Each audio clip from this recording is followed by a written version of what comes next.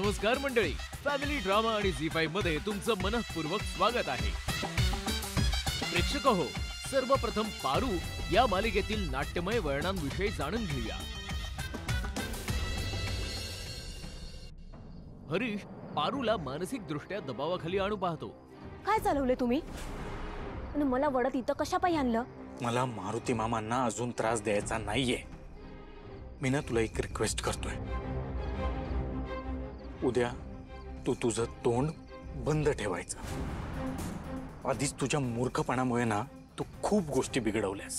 हरीशचं वागणं पारूला खटकू लागतं। जगाला शहाणं करायचा जो तू ठेका घेतलायस ना, तो बंद कर आता।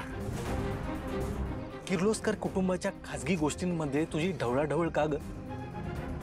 कोण आहेस तू त्यांची? मूलकरीणच ना? हरीश पारूला उघडपणे धमकावू लागतो। पारू, मी तुला वॉर्निंग देतोय हा। उद्या तू दिशा सोबत कोण कोण सामील होतं याबद्दल कोणाला काहीच सांगणार नाहीयेस। हळूहळू हरीशच्या बोलण्यामागचा अर्थ पारूला उमजायला लागतो। हे समजत तुम्ही मला कशा पायी सांगताय? तुम्ही आधी असे अजिबात नव्हता। ते महत्वाचं नाहीये पारू। तुला जरी तू खूप हुशार वाटत असली ना, तरी शत्रू तुझ्यापेक्षा लाख पटीने हुशार आहे। अगं, इथे झाडावरचं एक पान जरी हल्लं ना, तरी त्या दिशाला कळतं तिथे। दिशा मॅडमना कळतं? दिशा मॅडमना कळतं हे तुम्हाला कसं काय माहिती? म्हणजे तुम्ही त्यांच्या बरोबर असता, तुम्ही भेटता त्यांना। बाद झाला पारू, मी तुला शेवटचं सांगतोय। तू उद्या जर काही बोललीस ना, तर तुझं हे मंगळसूत्राचं सत्य पण बाहेर पडेल। मग तुला हे घर ना कायमचं सोडून निघून जावं लागेल। ह्या समजायचा विचार केलाय मी आधीच। जे होईल ते मान्य आहे मला। पण पारूच्या शब्दांनी हरीशचं उद्दिष्ट डगमगायला लागतं। माझ्या मनाची तयारी झाली आहे आधीच। या घरातल्या माणसांसोबतचं माझं नातं संपलं, मान्य आहे मला समजा। पण तुमचा हा घाणेरडा हे तुम्ही कधीच साध्य होऊ देणार नाही। मी इकडनं गेले तर तुमच्या तिघांचं भांड फोडूनच जाईल। डोकं फिरलंय का तुझं पारू? मूर्खपणा करू नकोस। एक मिनिट। आणि तेव्हाच आदित्य येतो। प्रेक्षक हो, तुला जपणार आहे या मालिकेतील थरारक वळण आणि ट्विस्ट जाणून घेऊया। स्वयंपाकघरात नर्मदा थैथयाट करू लागते। मी या घरची वारस आहे, या घरची मुलगी आहे, या घरची लक्ष्मी आहे। मग काय करते मी? दूध तापवून दुधाचा ग्लास भरतीये। द्या तिला गरम करून दूध। मदन, खरं तर ही सगळी कामं तुझी आहेत। ते दूध तापव आणि वेदाला दुधाचा ग्लास नेऊन दे। गरम गरम दूध देतो। मदन नर्मदाचे कान भरतो। काय रे, कसला विचार करतोस? तुझ्या लक्षात आहे ना मायाने काय सांगितलं? वेदाच्या नादी लागायचं नाही, तिच्यापासून लांब राहायचं। लक्षात आहे ना? लक्षात आहे। आपण बाई, तुम्ही तिची लहानपणापासून सेवा करत आलात, मोठी झाल्यावर पण सेवा करत राहा। आयुष्यभर तुम्ही तेच करत राहा। नाही नाही नाही, असं कसं होईल? मी असं होऊच देणार नाही। मग दोघं मिळून वेदाला इजा पोहोचवण्याचं षडयंत्र रचतात। फक्त मारू नका सांगितलंय, त्रास देऊ नका असं कुठे सांगितलंय? हा, पण कसा? कसा कसा? वाटेत भेटला ससा। वा वा, करेक्ट। भाजू दे तिचं तोंड। तसंही काय, तिची आई गेल्यापासून वाचाच बसली आहे तिची। ना काही सांगते ना काही बोलते। खुमी झाली नुसती खुमी। आणि आपल्यामुळे तोंड भाजलंय हेही सांगता येणार नाही तिला। सोन्याहून पिवळं।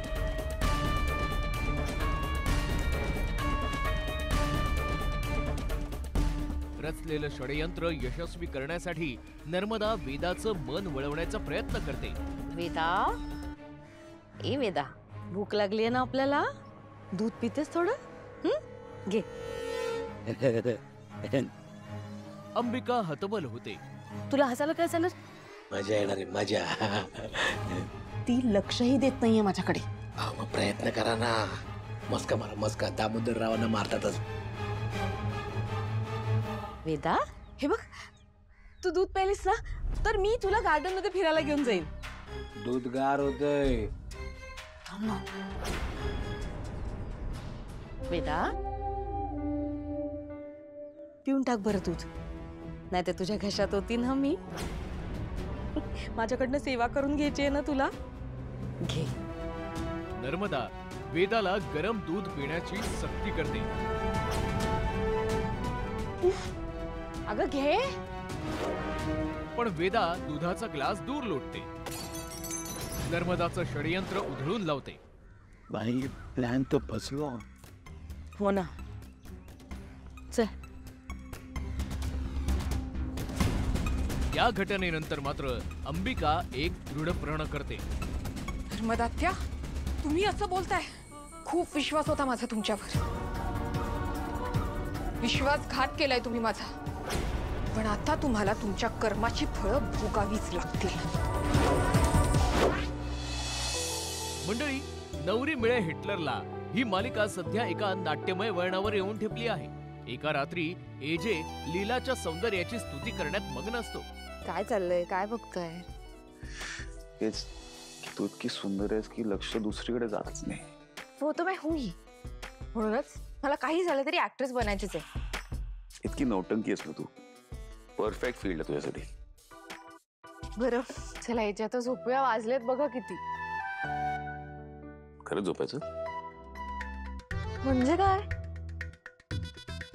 Okay, good night. त्यानंतर लीलाची लीलागिरी सुरू होते. प्रसंग रंगत जातो.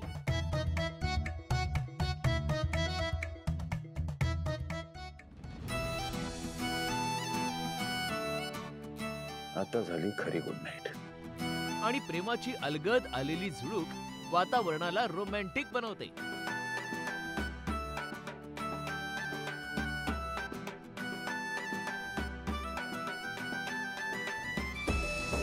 दुसऱ्या दिवशी प्रसन्न सकाळी एजे स्वतः ब्रेकफास्ट बनवण्यात बिझी असतो. तेव्हा दुर्गा त्याला एक प्रश्न विचारते. Good morning Abhiram. Good morning I. I am sorry AJ, पण तुम्ही लीला यांना ऍक्टिंग मध्ये करिअर करण्यासाठी परवानगी दिली आहे? हो. एजे शांतपणे त्यावर आपले विचार मांडतो. Any problem? एजे अहो, लीला आईंनी जर ऍक्टिंग केली तर ते बरं दिसणार आहे का? लीलानी बाहेर काम केल्यामुळे माझ्या किंवा जहागीरदारांच्या स्टेटसवर काही फरक पडणार नाही. इनफॅक्ट लीलानी याआधीही माझ्या हॉटेलमध्ये वेटरचं काम केलं होतं. ते चाललं तर हे का नाही. आणि मुळात तुम्ही कुठलंही काम निवडता तेव्हा ते काम आपल्या स्टेटसला सूट होतं का नाही ह्याचा विचार करण्यापेक्षा त्या कामात तुम्हाला आनंद मिळतो का नाही ह्याचा विचार करावा. लीला माझी बायको आहे आणि जहागीरदाराची सून आहे, म्हणून मी तिला तिचं ड्रीम पर्स्यू करण्यापासून थांबू शकत नाही. इनफॅक्ट तुम्हालाही जे काही करायचं असेल, कुठलंही काम करायचं असेल, कोणी तुम्हाला थांबवणार नाहीये. You can continue, right? ते ऐकून सुना प्रचंड अस्वस्थ होतात. अस्वस्थ दुर्गा किशोर समोर भळाभळा आपलं मन मोकळं करते. दुर्गा, ज्याची भीती होती तेच घडतंय किशोर. हळूहळू सगळं बदलत चाललंय. आजी, एजे, घरातली माणसं, नियम सगळं बदलत चाललंय. किशोर, एजे ज्या मुलीला एवढं महत्व देतात ती तेवढ्या योग्यतेची आहे का?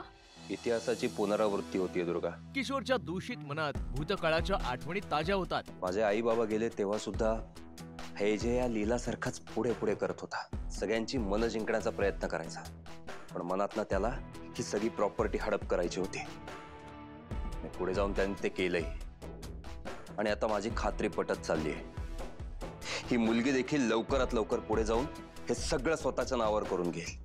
पण किशोर, मला बघ, मला माहितीये तुला या प्रॉपर्टीची किंवा सत्तेची हाव नाहीये, पण या घराचं भलं व्हावं ह्याची तरी हाव आहे ना. का हे घर उद्ध्वस्त होताना बघणारेच तू? नाही किशोर, मी असं होऊ देणार नाही. दुर्गा, आता आपल्याला एकत्र येऊन काम करावं लागेल. साथ देशील ना मला? आणि शेवटी दुर्गा व किशोर यांच्यात हात मिळवणी होते.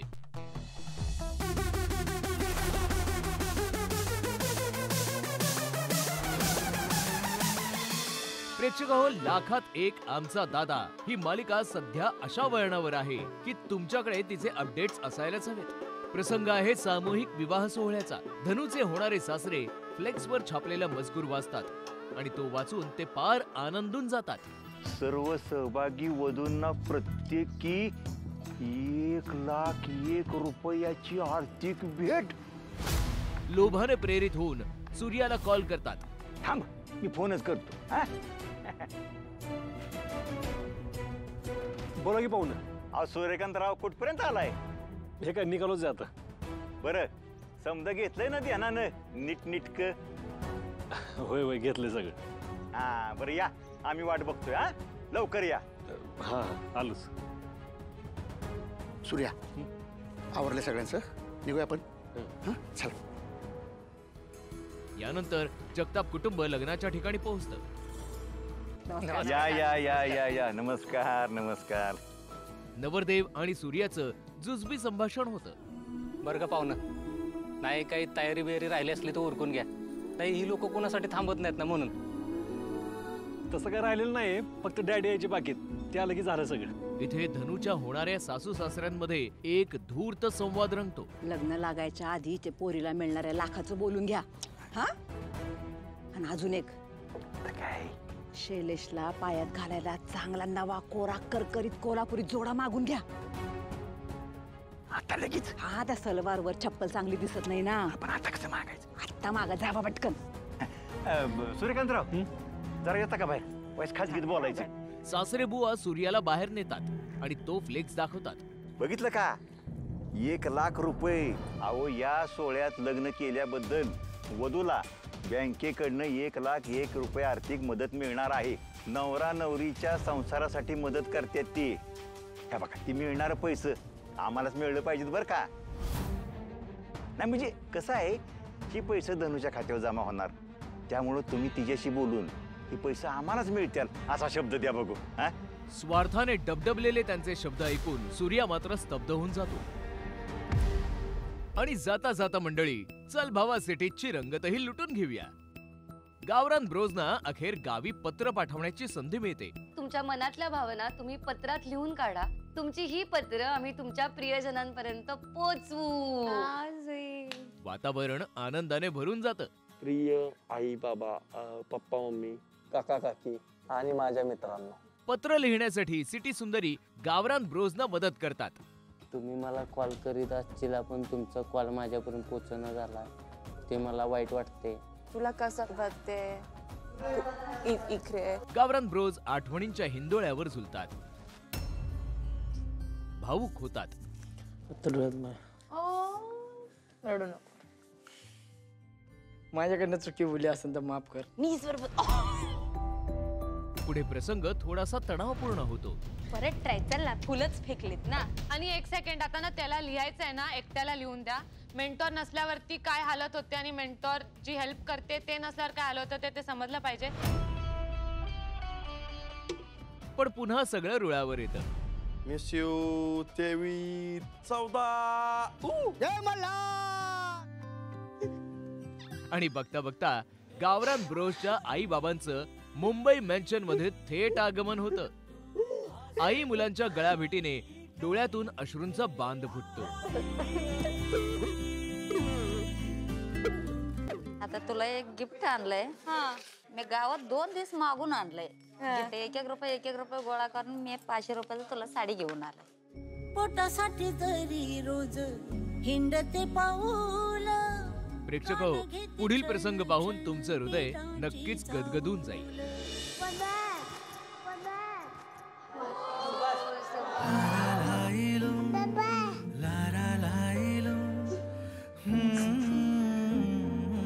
मंडळी, ही फक्त एक झलक झाली. या मालिकांचे संपूर्ण एपिसोड्स पाहण्यासाठी आताच झी5 ॲप डाउनलोड करा आणि पहा सर्व मालिका कधीही कुठेही, तेही एकदम फ्री. फक्त झी5 वर. कारण झी5 टीव्ही आहे आपला टीव्ही.